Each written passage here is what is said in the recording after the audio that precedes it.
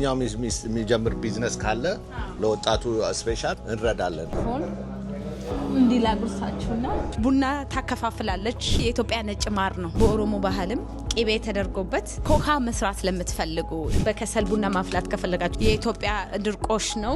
አንበሳ የኢትዮጵያ ሻይ ቅጠል አለ። እኔ የምፈልገው ጀበና እዚህ ጋር አለ። አሁን የፉትስክሬ አካባቢ ብራይት መርካቶ ሚል የኢትዮጵያ ሱቅ አለ። ማንኛውም የሚጀምር ቢዝነስ ካለ ለወጣቱ ስፔሻል እንረዳለን። ይሄ የእርጋ ጨፌ ነው። ይሄ 15 ብር ነው ኪሎ የሚሸጠው። እኛ አብሽ አለ፣ ቅመማ ቅመሞች አሉ። ኢትዮጵያ ድርቆሽ ነው።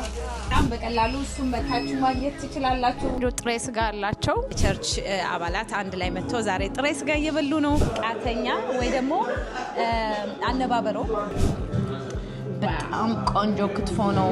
በጣም ቆንጆ ነው በእውነት ሁለት ሆን እንዲላጉርሳችሁና እንጀራው ራሱ በጣም ቆንጆ እንጀራ ነው። ከአልኮል ፍሪ የሆነ የዝንጅብል መጠጥ አላቸውና መታችሁ ሬስቶራንቶቹን፣ ሾፖቹን እቃ በመግዛት ምግብ በመብላት ሰፖርት አድርጓቸው።